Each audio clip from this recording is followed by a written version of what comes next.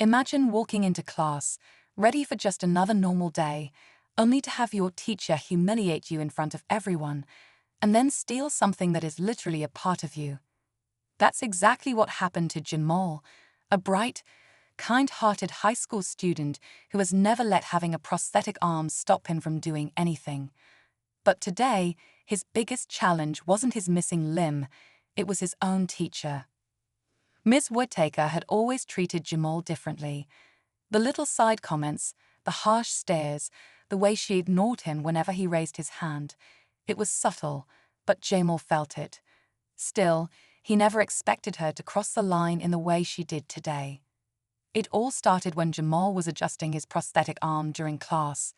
It wasn't a distraction, just a quick fix so he could continue taking notes. But Miss Whittaker saw it differently. Her voice cut through the classroom. "Jamal, stop fidgeting. If you can't sit still, maybe you don't need that at all." Before he could react, she walked over and, to everyone's shock, unstrapped his prosthetic arm and took it. The room went silent. His classmates were frozen, eyes darting between Jamal and the teacher. Did she really just take his arm? Jamal was too stunned to speak. Miss Whittaker placed it on her desk like it was some kind of confiscated toy. "You can have it back after class if you learn to behave," she said, completely unfazed. But what Miss Whittaker didn't know, what would turn this situation completely upside down, was that Jamal's father wasn't just any parent, he was the principal, and when he found out what she had done, there would be consequences she never saw coming. Jamal sat there, his face burning with embarrassment, his mind racing. His prosthetic arm wasn't just some object, it was a part of him. And now, it was sitting on Miss Whittaker's desk like a punishment. His classmates glanced at him, some with pity, others too scared to say anything. No one dared to speak up, not even his best friend, Marcus, who just gave him a helpless look. Miss Whittaker continued teaching as if nothing had happened, as if she hadn't just humiliated him in front of everyone. Jamal clenched his fist, his remaining hand gripping his desk tightly. He wanted to say something, to stand up for himself, but he knew better. Miss Whittaker had a reputation for picking favorites, and Jamal had never been one of them. She always found a reason to single him out, to make him feel like he didn't belong. But this was different. Minutes crawled by, feeling like hours. Every second, Jamal kept glancing at his arm, just sitting there, out of reach. He felt exposed, powerless. He could hear whispers behind him. Someone muttered, "That's messed up." Another voice hushed them, afraid of getting dragged into the situation. Then the bell rang. Jamal didn't move. He wasn't sure what to do. Normally he would be the first one out, heading to his dad's office to check in like he always did. But now he couldn't. Not without his arm. Miss Whittaker, still acting like everything was normal, sat at her desk, scribbling notes. Jamal swallowed hard. "Can I have my arm back now?" His voice was steady, but inside he was boiling. Miss Whittaker barely looked up. "You can pick it up after school. Maybe next time, you'll think twice before causing a distraction." Jamal couldn't believe what he was hearing. She wasn't just trying to embarrass him. She was trying to control him. But what she didn't realize was that she had just made a mistake that would cost her everything. Jamal stared at Miss Whittaker, his heart pounding. After school? Was she serious? His frustration mixed with disbelief, but he knew arguing wouldn't help. He forced himself to stay calm, even as the classroom emptied around him. His prosthetic arm still sat on her desk, untouched. With every passing second, his anger grew. As the last student left, Marcus hesitated at the door. He shot Jamal a look, his eyes filled with concern. "You good?" he asked quietly. Jamal nodded. They both knew he wasn't. Still, there was nothing Marcus could do, not here, not now. With a reluctant sigh, Marcus walked out, leaving Jamal alone with Ms. Whittaker. Jamal let out a slow breath, feeling the weight lift from his chest.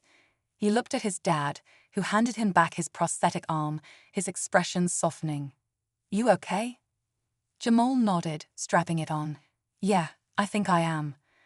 But just as he thought it was over, Dr. Holloway turned to Principal Reynolds and said something that sent chills down Jamal's spine. "This isn't the first complaint we've had about Ms. Whittaker." She looked at Jamal. "And I have a feeling it won't be the last surprise we uncover." Jamal exchanged a look with his father. Maybe this was bigger than just him. In the days that followed, the entire school buzzed with whispers about what happened to Ms. Whittaker. It turned out that Jamal wasn't the only student she'd mistreated. Others began coming forward, sharing stories of cruel remarks and unfair treatment. Dr. Holloway launched a full investigation, determined to uncover the full extent of what had been going on. Miss Whittaker was placed on administrative leave pending the results, and it was clear to everyone that she wouldn't be coming back. Students felt a shift, a breath of fresh air sweeping through the hallways as if a heavy weight had been lifted. Jamal walked into school the next Monday, his prosthetic arm secure, his head held high. Students who barely knew him stopped to give a nod of respect, some even offering a quick fist bump. Marcus met him at his locker with a grin. "Man, you're like a legend now," he said, nudging Jamal. Jamal just chuckled, still adjusting to all the attention. "I didn't want any of this," he said honestly. "Just wanted my arm back." But deep down, he knew it wasn't just about that anymore. It was about standing up when something wasn't right. About not letting people treat you as less than. Principal Reynolds watched from his office window, pride evident in his eyes. He'd always known his son was strong, but seeing him confront such an injustice made him realize just how resilient Jamal truly was. Dr. Holloway visited the school again later that week, personally thanking Jamal for his bravery. "Because of you, we're making real changes," she said, her voice sincere. "No student should ever have to go through that." Jamal nodded, feeling a mix of relief and determination. "I just want to make sure no one else has to deal with that, ever." And with that, life slowly returned to normal. But Jamal was different, stronger, more confident, knowing that when faced with injustice, standing up wasn't just an option, it was the only choice. And as for Ms. Whittaker, well, some lessons are learned the hard way. "I saw the whole thing." Jamal turned, eyes widening. It was Mr. Carter, the history teacher. He had his arms crossed, a serious expression on his face. "I was walking by when it happened," he continued. Jamal wasn't being disruptive. He was just adjusting his arm. And then she took it. He nodded toward Ms. Whittaker. In front of everyone. Ms. Whittaker's face twisted in panic.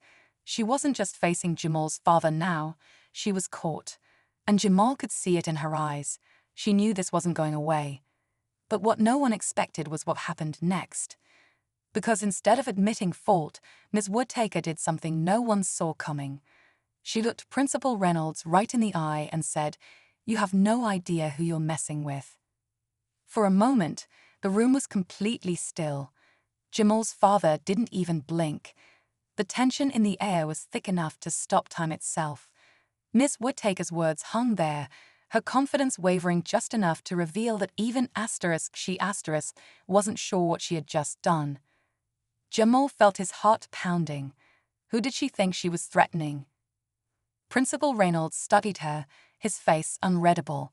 Then, in a voice so quiet yet powerful, he said, "I don't think you know who you're messing with." Miss Whittaker's jaw tightened. "You have no right to barge into my classroom and—" "I have every right," Principal Reynolds cut in, his voice calm but commanding.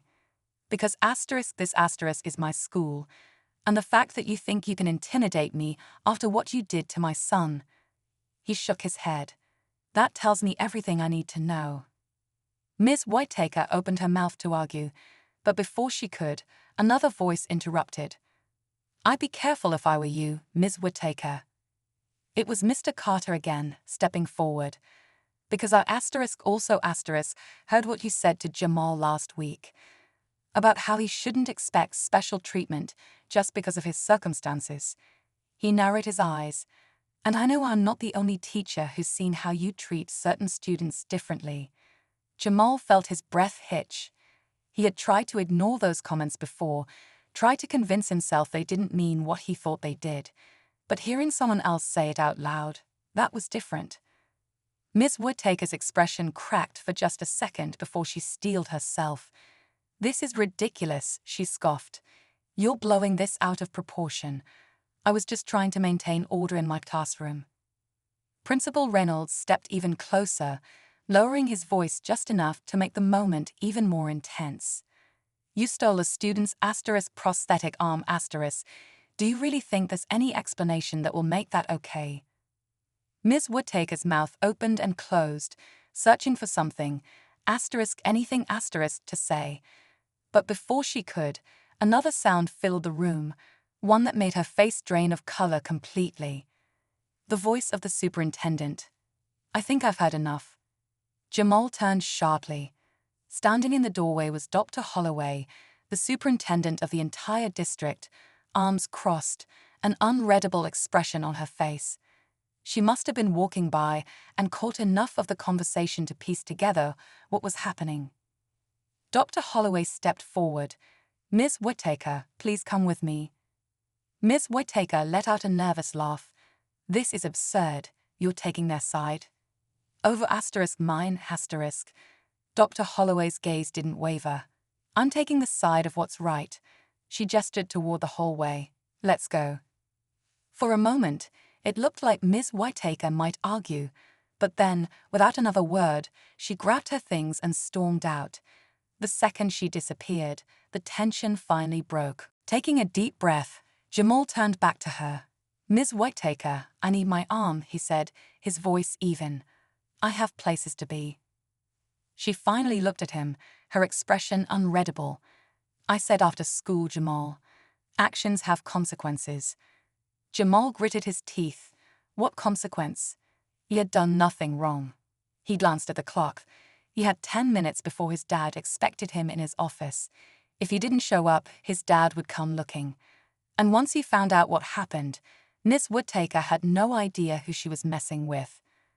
Without another word, Jamal turned and walked out of the classroom, leaving his arm behind. He felt the stares as he moved through the hall, students whispering, confused by what they had just witnessed. He didn't care. He had one thing on his mind now, his father.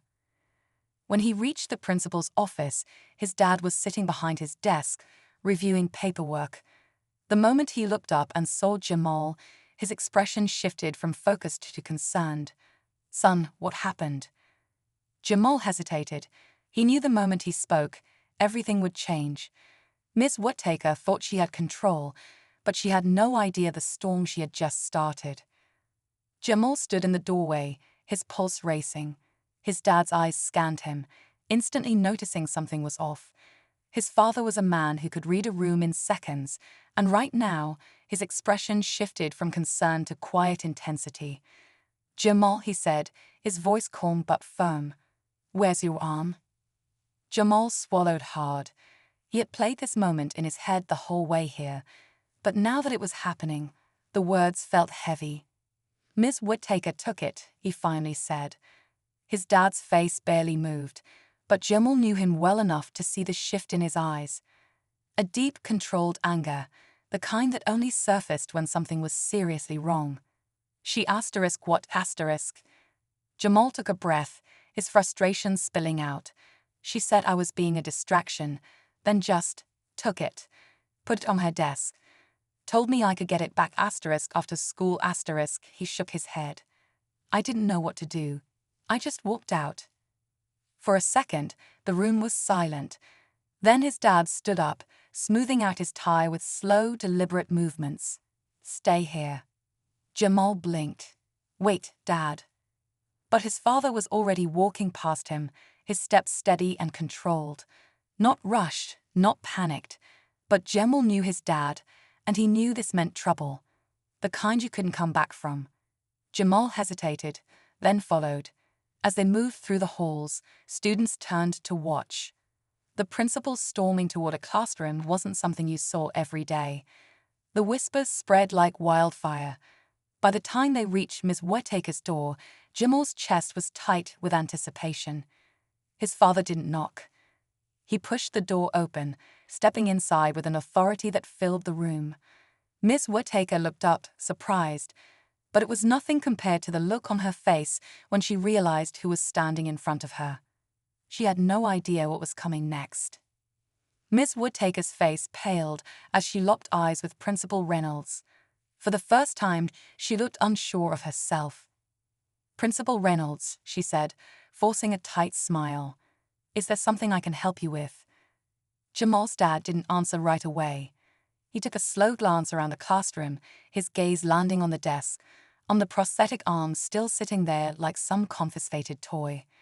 His expression remained unreadable as he walked over, picked it up, and examined it carefully before turning back to her. "Would you like to explain why my son's arm was sitting on your desk instead of attached to him where it belongs?" His voice was calm, but there was a sharpness underneath.